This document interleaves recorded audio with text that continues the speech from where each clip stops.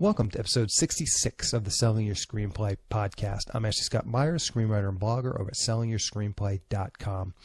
In this episode's main segment, I'm interviewing Emily Best. Emily is the CEO and founder of Seed&Spark, which is a crowdsourcing platform specifically designed for filmmakers. She gives a ton of practical insight into how to be successful with your crowdsourcing project, so stay tuned for that. If you find this episode valuable, please help me out by giving me a review in iTunes or leaving a comment on YouTube or retweeting the podcast on Twitter or liking us on Facebook. These social media shares really do help spread the word about the podcast, so they are very much appreciated.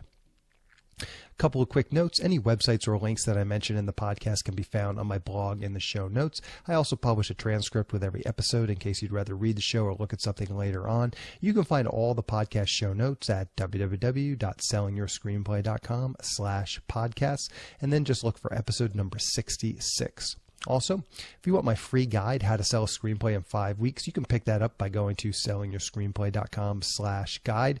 It's completely free. You just put in your email address and I'll send you a new lesson once per week for 5 weeks along with a bunch of bonus lessons. I teach the whole process of how to sell your screenplay in that guide, how to write a professional logline and career letter, how to find agents, managers, and producers who are looking for material.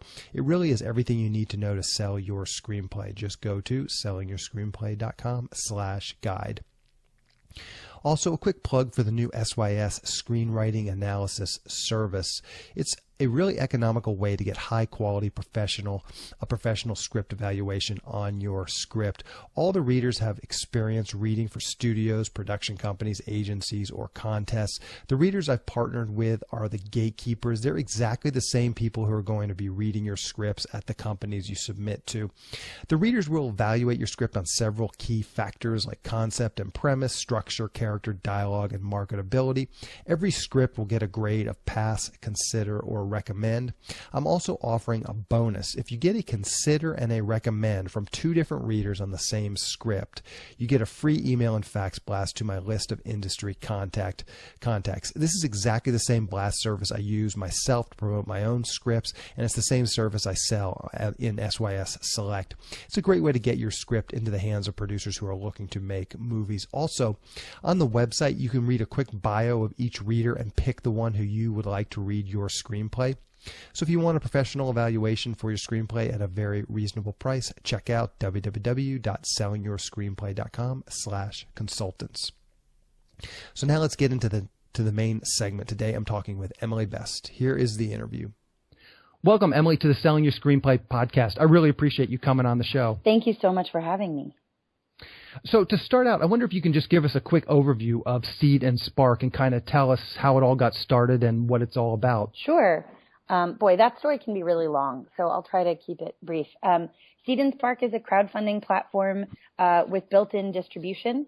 Our crowdfunding tool works a little bit differently. We work like a wedding registry, so you list the individual items you need, and that makes up your wish list. And then your supporters can contribute money towards those items, bug spray sunscreen, screenwriter's fee that has actually been listed on our on our wish lists, camera rental, car rental, location, you name it. And your supporters can contribute money to those items, or they can loan them to you directly. So if I have the camera that you need, it's not working for that week, I can loan it to your production, and that comes out of your crowdfunding goal because, of course, it's not about fundraising, it's about filmmaking. Mm-hmm. And we have built-in distribution. So there's a streaming transactional VOD platform built right into the site. So you can rent movies and stream them either with your credit card or with your Sparks. And Sparks are rewards points that you earn for funding and following and sharing projects on the site.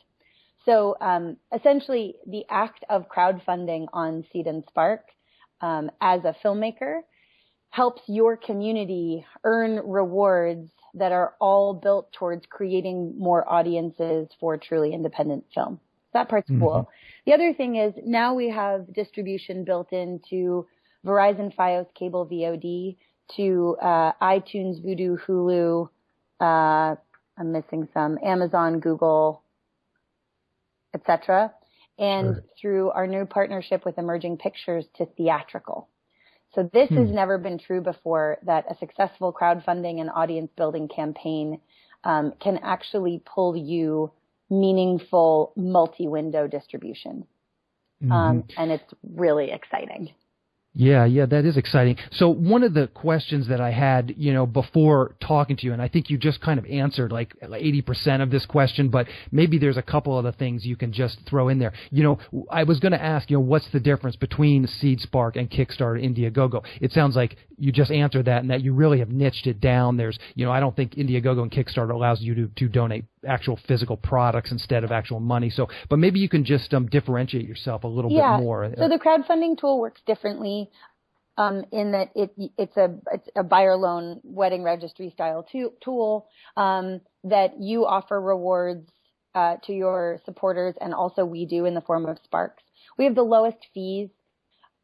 So we take a 5% site fee, a little bit like Kickstarter, but we allow your supporters to cover that fee on your behalf, and about 60% of them do. So in 2014, the average site fee paid by filmmakers was 1.95%, which is lower than anybody else's anywhere.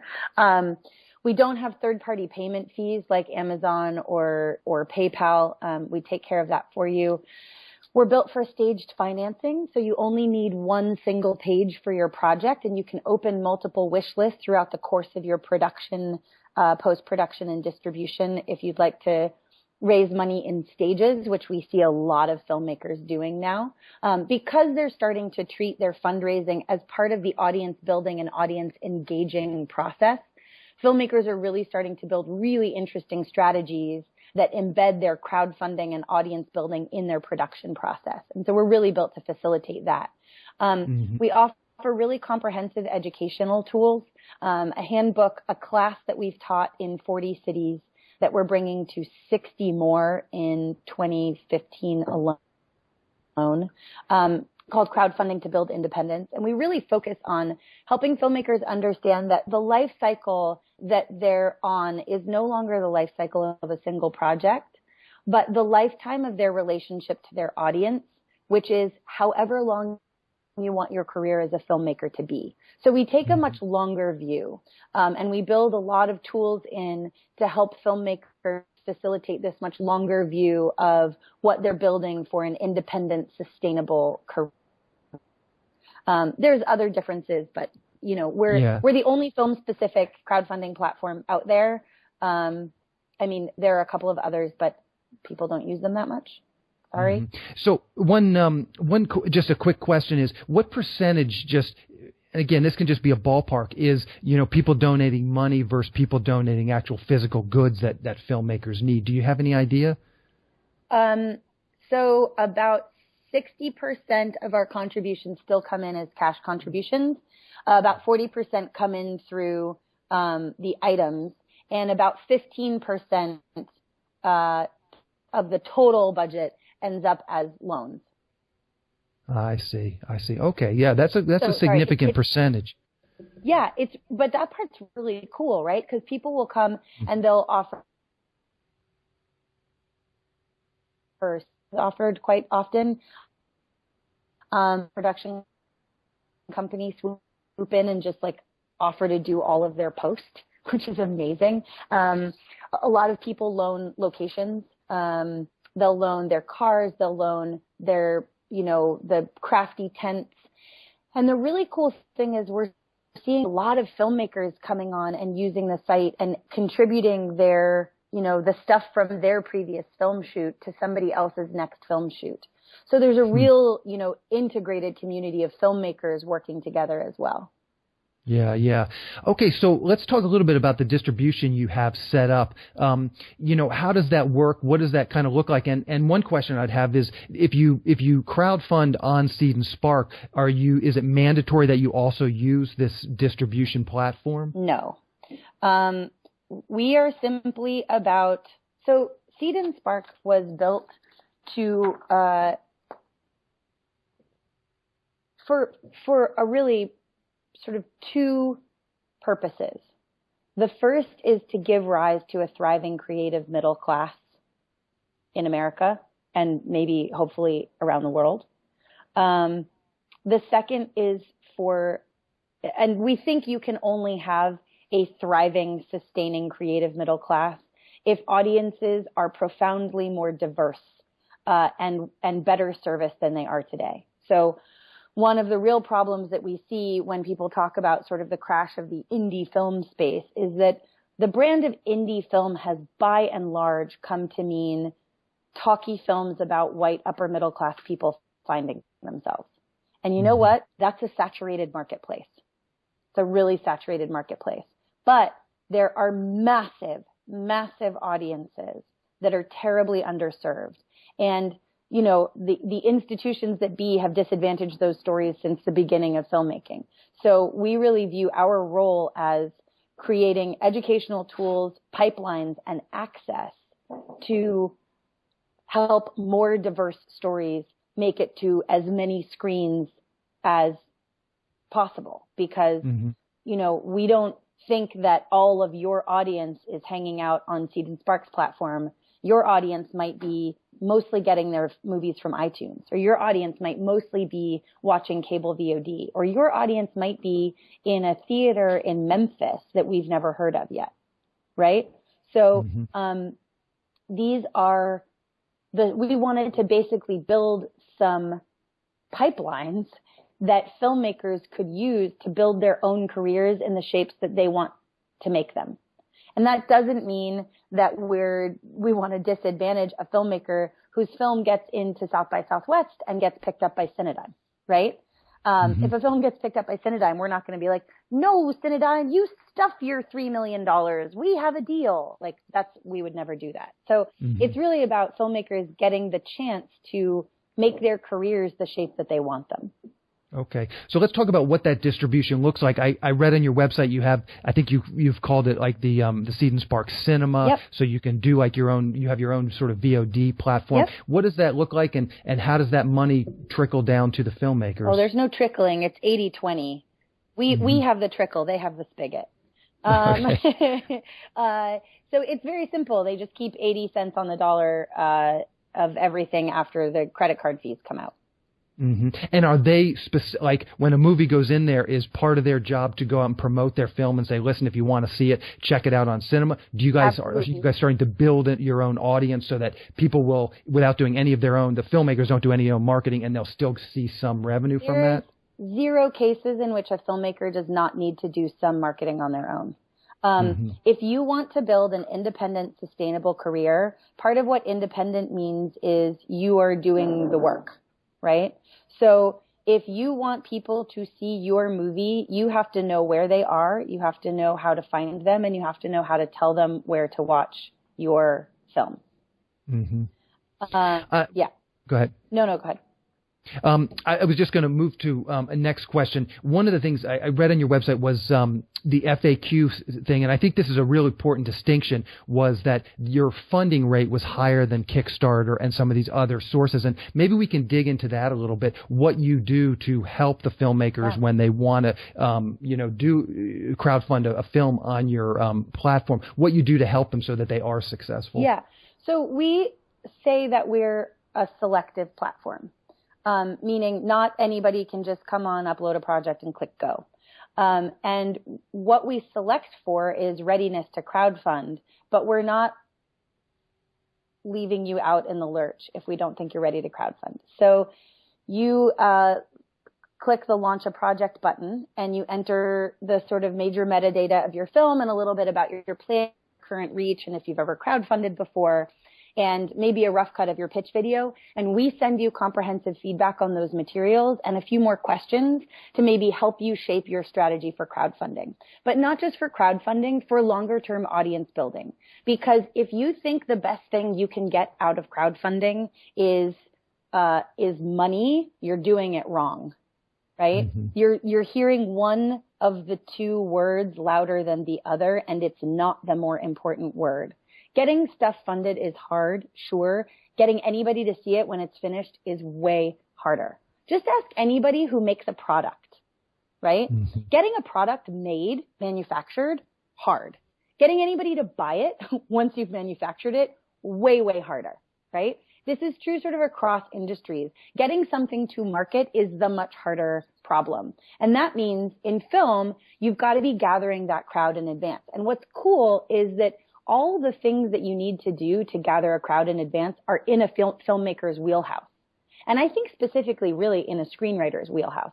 So it's no surprise to me that Script Mag and Script Chat have organized, and screenwriters in general have organized tremendously around Twitter, because like that's right in their wheelhouse, right? Mm-hmm. They love telling stories with words. Economy of words can be really sexy. So social media is a place where writers are tremendously advantaged. And that's great, because you can build an audience well in advance of ever needing them to contribute money towards a project or download a film that you've made.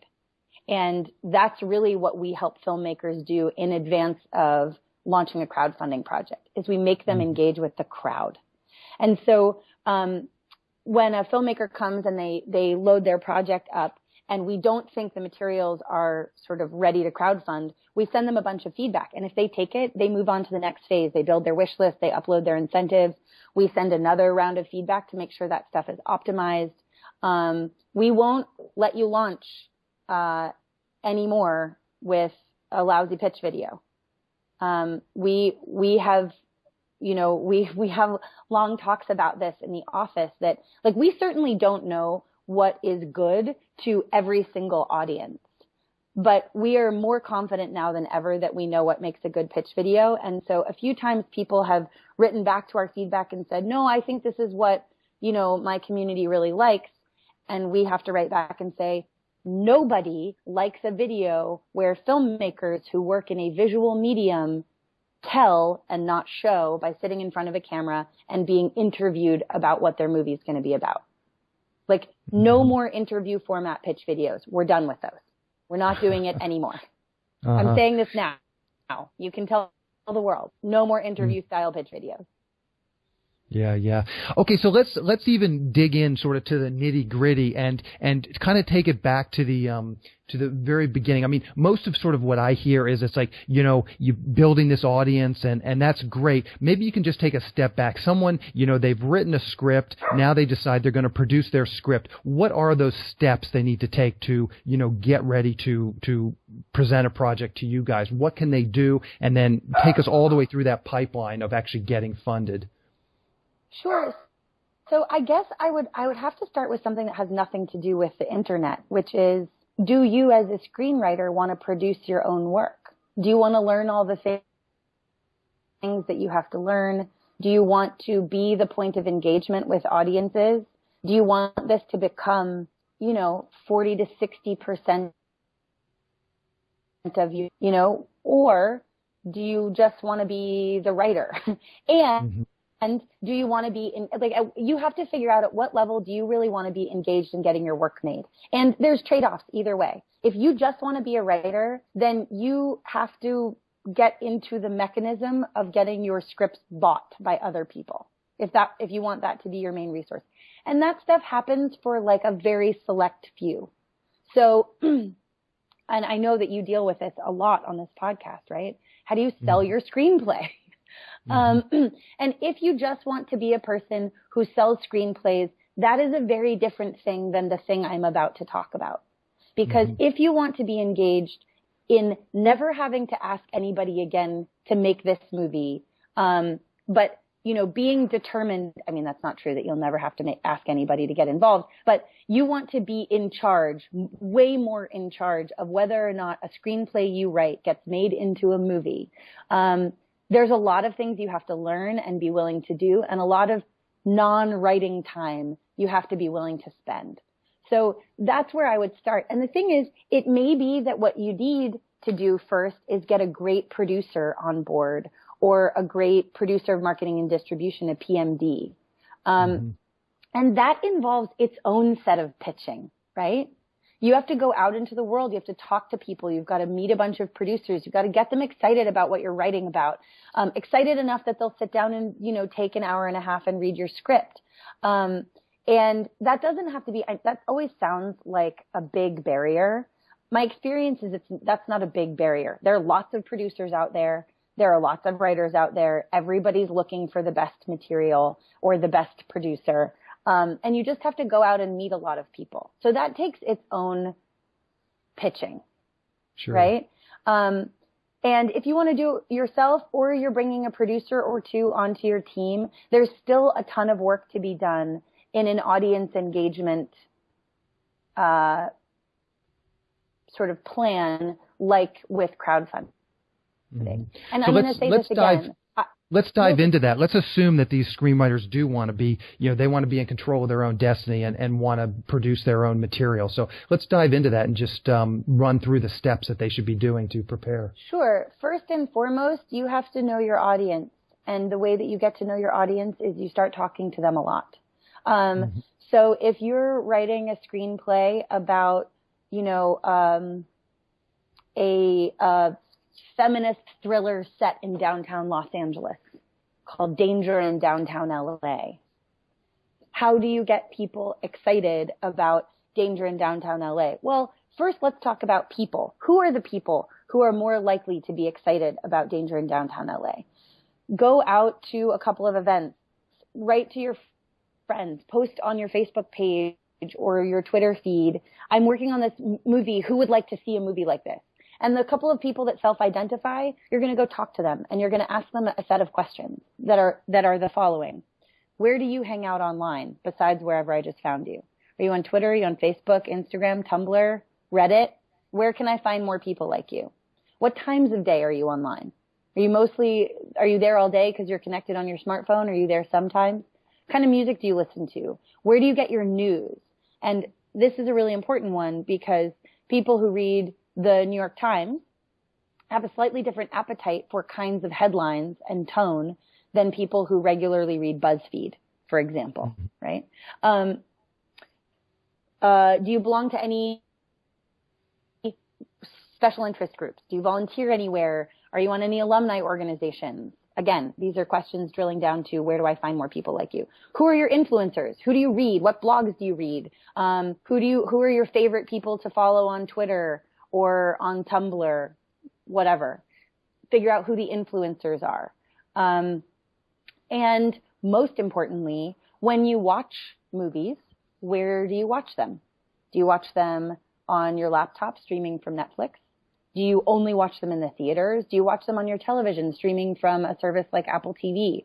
These are really important things to know. You have to start to get to know your audience, how they like to be spoken to, and where they like to watch what they watch. These will affect your creative decisions. Or if you're doing it right, they should affect your creative decisions. This makes everybody immediately really angry when I say this. But the thing is, we're building businesses, and businesses are very sensitive to the needs and desires of their customers. And if there's a little story in your brain that's happening right now that says, well, I don't want to pander to my audience, in the creative process, I will say the following. Pandering means you think your audience is stupid. If you think your audience, that is the people who would like your movies, is stupid, then you are making stupid movies and you have to take a look at yourself. So you should always assume that your audience is as capable and as smart as you think you are, right? And that means they might become an incredible creative collaborator in small ways and sometimes big ways. When we did our first wish list for Like the Water, we sent this list out of everything. This is the film that I made that started Seed&Spark. We sent this list out to everybody we knew about the stuff we needed to make this movie. And what happened? Well, people started offering us stuff that we hadn't even considered, like locations that were so beautiful, we rewrote the movie to incorporate them. And for free, we became a movie that looked much more expensive than we thought it would be, right? So there are ways big and small. And you know what? If I had known that the vast majority of people who were going to watch our movie were going to stream it to their computers or to their televisions, I might not have spent quite so much on super high resolution recording and data storage, right? And that could have saved a bunch of money that I could have put towards telling more people where the movie is. Yeah, yeah. Right? Okay, so once you've done this sort of customer development, then do you like fold that in on itself and then go out to these, like if they say I hang out here, do you then try and do some more customer development on those new platforms and talk to more people? So you're going to start a process of customer outreach that we like to call message testing, which is simply chatting not only about your project, but about sort of the world of artistic inspiration you live in. Because an independent filmmaker is a brand, right? And a brand is simply something that people feel loyalty to because they feel like it delivers value to them. And the value that an independent filmmaker delivers is their unique point of view, their unique storytelling voice. So your Twitter handle, your Facebook page, your Tumblr feed isn't just me talking about me and the stuff that I'm doing. It's the world of inspiration around me. It's the research that I'm doing on my next project. It's the questions that are being raised. There's a really wonderful New York-based filmmaker named Liam Billingham, and he is sort of a really all-around guy. He's a filmmaker. He's a screenwriter. He's a producer and a director. He's also an educator. He does incredible work helping veterans tell their stories through filmmaking. He has been writing this screenplay for a while, and it's really fun to follow him on Twitter because if you catch him at the right moment, he'll be like, just a couple weeks ago, what are reasons people get divorced? And this whole chat started because a lot of us have experienced divorce in one way or another.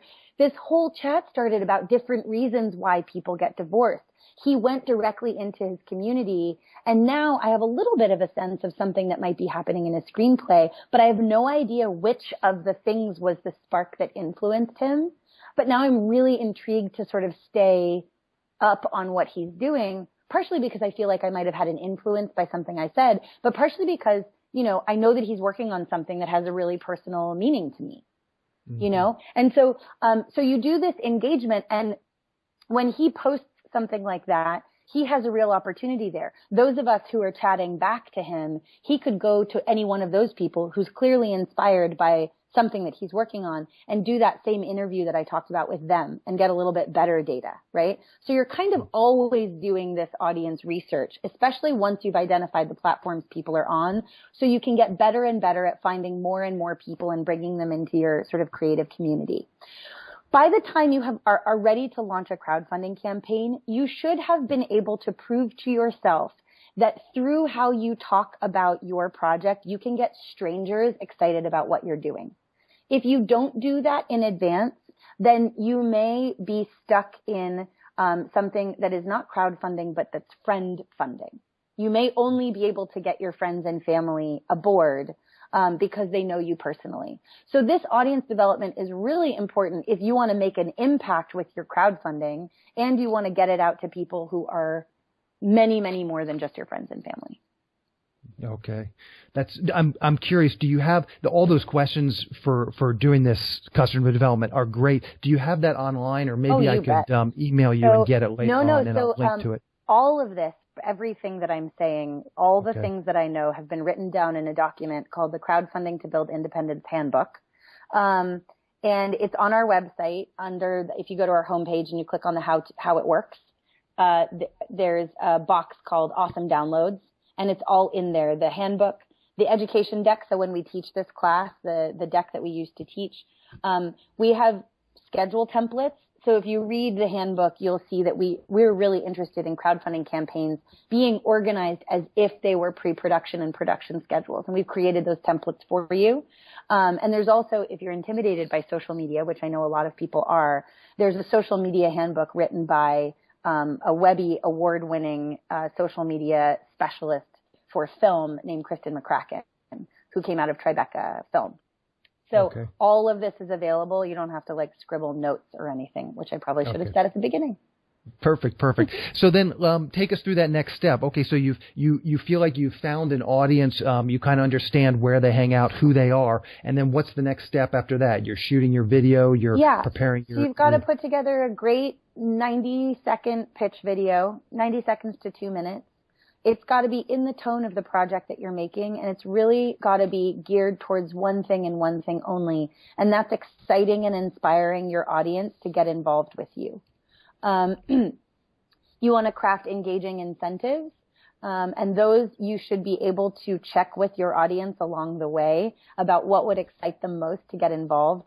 Please try not to manufacture things. We are filmmakers. We're not manufacturers. So t-shirts, unless you have a really cool designer involved or you can get a great deal, are just really expensive and not that motivating for audience members. But all of this is stuff that you will learn throughout your message testing. And then once you get ready to click go, you want to be a well-oiled machine that is tuned to do two things really well. Create and maintain momentum and generate the inevitability of success. So your first 30% should be into your campaign in the first, if you can get it in the first day, that's ideal, but in the first week. And campaigns that get their first 30% in the first week have an 80% success rate, and this is across all platforms. I will say this, Seed&Spark campaigns have an 80% success rate just for launching with us, but partially that's because we make you do all this stuff in advance. So the first 30% in is really important, and that's because that's usually about the point at which strangers are ready to give you their money, right? And that's because they see momentum and they see inevitability of success, right? If you go to a campaign 2 weeks in and it's 2% funded, that says one of two things to you. These people aren't really trying very hard, or the community who knows them already knows they're a crook and hasn't given them any money. So your first 30% is going to come from people you know and know you and about your project, which is why you want to build this crowd in advance. So that crowd, that first 30%, isn't just your friends and family. It's a bunch of people who've been excited about this project for quite some time. So that first week momentum is really important. You want to have a plan to have engaging updates. You want to have a plan to make sure that your email outreach is engaging and exciting and also gives people an opportunity to share on social media. And you want to have a plan in advance so that you can do the fun things about crowdfunding, like throw live events and create contests and do matching campaigns and other sorts of sort of exciting audience engaging things that keep each week of your campaign fresh. I want to back up just a quick second. You mentioned the incentives briefly, and you also mentioned the video earlier in the interview. You did say no, you don't want to see any more where they're just interviewing the writer and the director. Maybe you can just give us some quick tips, if not an interview style video. Maybe you can give us some quick tips on what the video could look like. I mean, do you recommend shooting a trailer, shooting a scene from the movie? What would work well? Well, there is zero one-size-fits-all model, and I have actually seen quote-unquote interview-style pitch videos done exactly in the tone of the film. But if you are trying to get a bunch of people to give you money to make a feature-length film, then your 90-second film better show them at some point that you're capable of doing that in an exciting and creative way. And now that a breakout film at Sundance was shot on 2 iPhone 5Ss, nobody anymore is allowed to say, but I don't have the money to shoot something engaging, right? 90% of U.S. cell phone users have smartphones. Those smartphones have cameras that get pretty decent sound, let's be honest. You know somebody with like a sweet new Samsung phone or whatever, or a sweet new iPhone that can help you shoot this thing and make it look decent. As a storyteller, what would get you excited in 15 seconds about what's to come? The first 15 seconds has to be for the audience of the film, not for your mom, whatever. We're not going to care about you and your face and what you have to say until you show us that you're going to do something really cool with my money once I give it to you, right? So the first 15 seconds should be like, wow me in whatever the tone is. Is it a thriller? Scare me. Is it a comedy? Make me laugh. Is it a drama? Make me feel something. Pull my heartstrings. And then sit down in front of the camera and say, did you like that? I got more of this. Here's why you need to get involved. Here's why I'm the perfect person for this. Let's do this together. I'm not saying don't ever sit down in front of the camera. In fact, I think the personal appeal is really essential. But this notion that through sitting down in front of a camera and talking to a bunch of people who have no idea how to put you in context is going to generate excitement is just absurd. And as filmmakers, flies in the face of everything we've ever been taught. But people get very nervous around the pitch video for some reason. So they're like, oh, if I just tell them, no, if I just show them, if I just invite them into the world. But there isn't a one-size-fits-all model. I mean, what I can certainly do is if you want to put some supplemental, I can definitely point you to some pitch videos that I love. Okay, yeah, that's an excellent idea. We'll link to that in the show notes. Let's move on to the incentives. This is one thing that I think people get wrong so often. I always feel like the way I see crowdfunding is like, especially with some of the big success stories on Kickstarter, you know, the cooler and those watches and stuff. It's like, essentially it's a way of pre-selling your product. And I always see like people will create their movies and it's like, you know, $50 to get like a link to the movie. It's like, well, you know, just give people the link to the movie for $10 so that it's basically the same price you're going to pay if you go to iTunes after the movie's released, except for the fact that you're supporting the filmmaker and this kind of stuff. So maybe just give us some tips for the incentives. Yeah, I feel like people mess this part up. iTunes does better at pre-selling movies than crowdfunding does. Like, iTunes already does that for you. So yes, of course, you have to price your crowdfunding pre-sale at market, right? If you're going to do a $50 pre-sale, it better be a package that includes like a ton of extras and, you know, behind the scenes and all that stuff. So just using crowdfunding as a pre-sale tool for film, I think is tremendously missing the point because again, this is not about the life cycle of the single film. It's about the life cycle of your relationship to your audience. So to me, your incentives should be about giving people different sort of access points to the world, to your creative universe. How deeply involved do they want to get in your creative universe? So for me, the $10 to $25 level, of course they should get your film, duh. But more importantly, what can you give them that makes them a personal part of your film? So the $10 to $25 incentive, which is what you will give away the most of, should be free for you to distribute, should be personal to the contributor, should be visual, should be shareable, and should be immediate. So rather than waiting till the end of your campaign plus some months, what could you deliver to people an hour or a day after they contribute that is their personalized piece of your film that they can then share with all of their friends to show what a cool thing they're involved with? And I'll give you an example. There's a short film called Time Signature by a filmmaker named Sean Mannion. And I contributed $25 to the campaign because it was a time travel movie starring a woman, sort of like a bunch of things that I'm really interested in. And within 20 minutes, I had a note back that said, Emily, thank you so much for your contribution. If you could travel anywhere in time, where would you go? And he caught me on a day when I was in the office pouring through a bunch of legal documents. And I fired back what I think was actually kind of a snotty email, which was, I'd like to go to the signing of the Magna Carta. That's how boring I apparently am.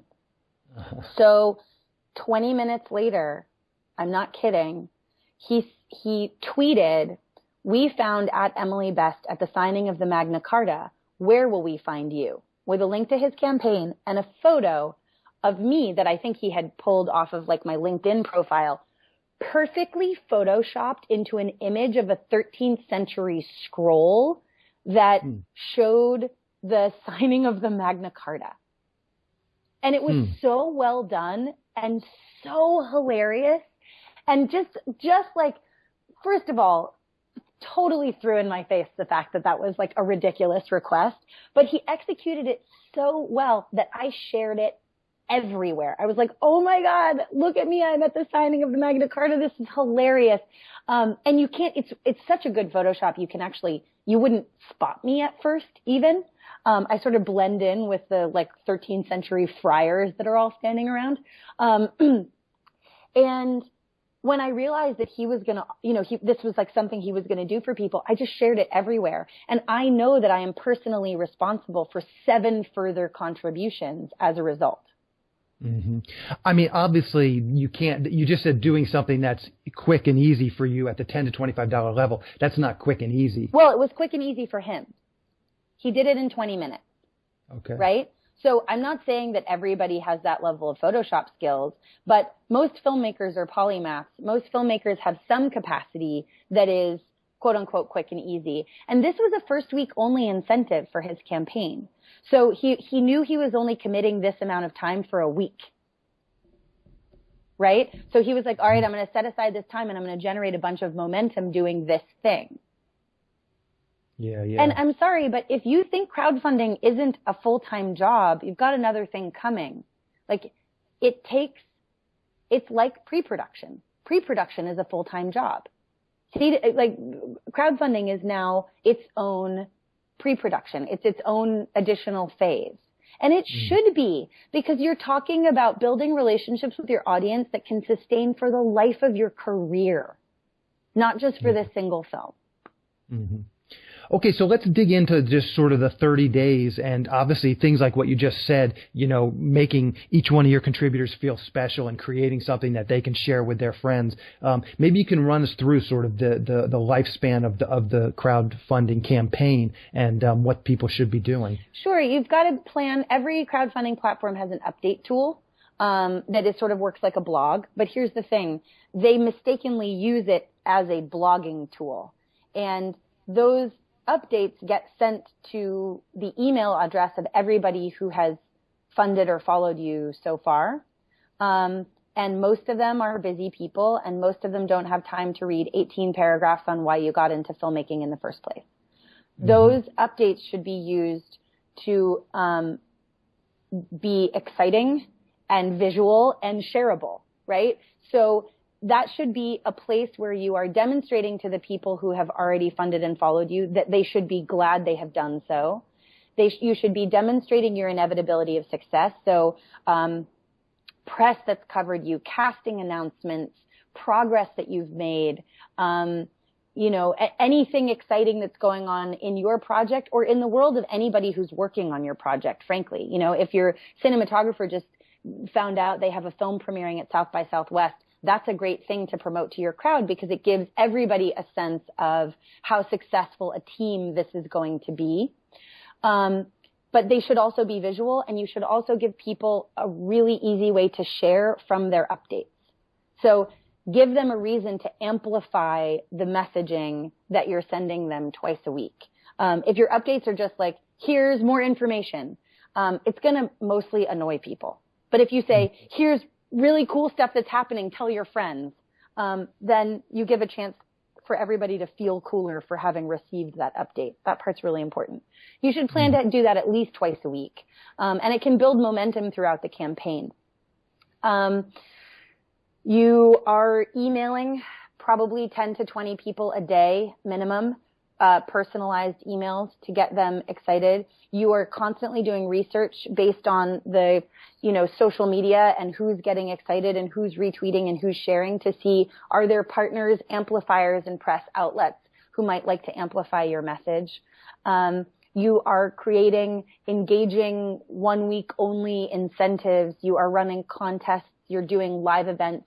And you have to remember that not all crowdfunding happens behind a computer. You got to go out into the world and meet people and let them know what you're doing. You really never know what that might bring about. Mm-hmm. And what does that actually look like? I mean, just going to like a film festival that happens to be going on during your crowdfunding and just trying to network with people there? Sure, but, you're not looking for other filmmakers. You're looking for audience members. So a feminist grindhouse thriller short film called Sheila Scorned knew that their filmmaking community would contribute, at the rate of like $10 a head. And they sort of knew what the limits of that were. They really wanted to figure out where other people who are interested in kick-ass women are hanging out. And one of them had the brilliant idea, for reasons I don't totally know, I should ask them, to reach out to the Angel City Roller Derby in Los Angeles. because that's a place where people who appreciate kick-ass women are hanging out. Sure. And they ended up partnering with the Angel City Roller Derby to promote one of their scrimmages. So the Angel City Roller Derby has a world championship team that's their like A team, but they have B and C teams where women who want to get on the A team are like training up over time. And so the B and C teams have these scrimmages, and they always want to drive, you know, engagement to those things. So they allowed Sheila Scorn's team to go out and sell tickets. They would get a portion of those ticket sales. And then on the day of the scrimmage, which was like 3.5 hours long, out in a, you know, sort of like a gym, like a big high school gym in Culver City, they set up a step and repeat, and they had fake tattoos, and they bought everybody beers, and just interfaced with the folks who like roller derby. And these are folks who probably, for the most part, don't self-identify as lovers of indie film, but they might be now, right? So they reached out to a whole bunch of people they would never otherwise get to, because that's not the community that they gather. That's one of my favorite examples, but I have many, many more. That's a great example. So I just like to wrap up these interviews.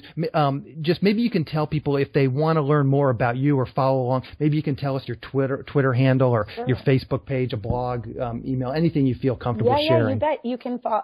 You can follow me on Twitter at Emily Best or at Seed&Spark. We publish a beautiful print magazine twice a year, and you can follow that at Bright Ideas Mag. You can go to seedandspark.com and download everything I have said and more. I'm a bit of a one-trick pony, if I have to be honest. In the How It Works section under Awesome Downloads, you'll get everything here, plus. Perfect. I will link to all that stuff in the show notes. Obviously, I'll link to Seed&Spark as well. So if people want to find out more about that, just check out the show notes and you can click straight over. Emily, you've been very generous with your time. I've learned a lot. I've never done any crowdfunding, but I've always thought, gee, I would like to give it a try. So I'll probably be coming back to you with some more questions. And maybe if I get a campaign going, I can have you on, and we can actually work through some of the specifics. You bet. That might be interesting. This has been great. As I said, I learned a lot, and I know a lot of screenwriters are going to get a lot out of this. So thank you very much for your time. Yeah, Ashley, thanks so much for yours. A quick plug for my email and fax blast service. I'm running a special right now where you can purchase 1/3 of the producer's blast for a little more than $50. The total list is around 6,000 contacts, so this first 1/3 is about 2,000 contacts, so it's still a solid number of producers and production companies. I've done this just to lower the barrier to entry so that people can check out the blast without having to invest a whole lot of money up front. The one thing that hasn't changed, I still require that you join SYS Select, which at the time of this recording is just $24.99 per month.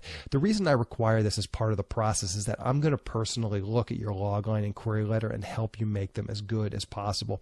This is really to everyone's benefit. I want to make sure that the query letters and loglines are well written before I send them out to my list.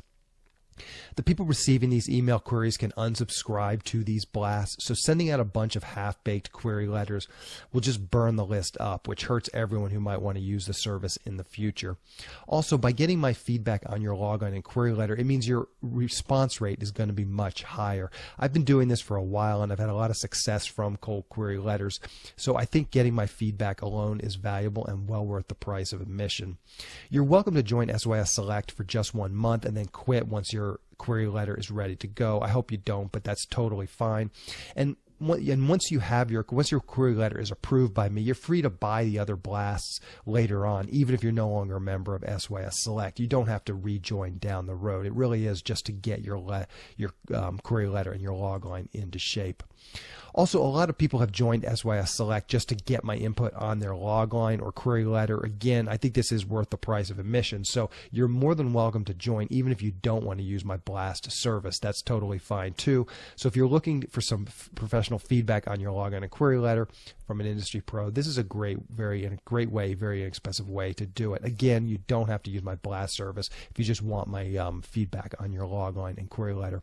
Also, by joining SYS Select, you get access to the SYS Select forum. In the forum, I've reviewed hundreds of query letters and loglines, and you can see my notes and the revisions the writers made. So this is a great resource just to help you write your own logline and query letter. You also get access to all the online SYS Select classes that have been done over the last couple of years. There are more than a dozen classes covering all sorts of screenwriting topics, from writing your script to pitching your script to writing and producing short films. It's a great resource for any writer who wants to further their screenwriting education. I also get the question, how long will the sale be going on? And I honestly don't know. If it seems to be working well, I'll probably keep it going for a while. But if it just ends up being a lot more work, I'll probably just revert back to the one price for buying the entire blast in one big purchase. So just to kind of clarify this, you can now buy 1/3 of the blast for a little more than $50, and you can also join SYS Select for the $24.99. So for a total cost of $78, you can have a blast done to more than 2,000 industry producers. Again, I'm going to review your login and query letter, so you're going to get that's all included in the $78 price. It's really never going to get any cheaper or easier than this. So if you've ever wanted to try out this blast service, now is a good time to do it. Anyway, to check this out, just go to sellingyourscreenplay.com/blast. Again, that's sellingyourscreenplay.com/blast. In the next episode of the Selling Your Screenplay podcast, I'm going to be interviewing screenwriter John Jarrell. His credits include Romeo Must Die, among many, many others. It's the first interview that I do in person, the first podcast interview that I actually do in person. I actually went to his house and sat with him and did the interview. We ended up doing about 3 hours worth of, I prepared a lot of questions, and he was very generous to just sit there and answer them. So we literally talked for more than 3 hours. So I'm going to break this up into several interviews over the next couple of months, but the first segment of that will be coming out next week. So keep an eye out for that episode. So to wrap things up, I just want to touch on a few things from today's interview with Emily. If you're thinking about trying to do a crowdsourcing campaign for your project, really listen to what Emily says in this interview. Probably even go back and listen to it again, or come back to this when you're ready to launch your crowdsourcing campaign. Come back to this interview and re-listen to it, because there's really a lot of good information, and a lot of it you're not going to quite understand all the subtleties of what she's saying until you really get in the thick of things. And also definitely check out all the materials she mentioned that are on her site. Again, I'm going to link to those in the show notes, but you're definitely going to want to take a look at that, because all that information is excellent, and it's going to really help you. It's going to help your chances of success a lot. A lot of people think crowdsourcing is easy. They think, people are just going to give you money. And it's really not going to be that simple. I've never tried a crowdsourcing campaign, but one consistent thing that I keep hearing from people who have done this successfully, and it was mentioned by Emily too in the interview, is that during the month when your campaign is live, it's pretty much a full-time job of working your contacts and doing everything you possibly can to raise the money. So it definitely can be done. You can raise a lot of money through a crowdsourcing campaign, but you definitely have to go into it where you've cleared your schedule for that month, and you just got to beat your email list, beat your phones, friends, Twitter, doing stuff like what Emily said, where you give people who donate, you give them personalized attention, especially those early people who give you a little bit of money. You really give them personalized attention so that they become your spokesperson, and they will pass it on to their list of Twitter list or their email list or anything else. Anyway, that's the show. Thank you for listening.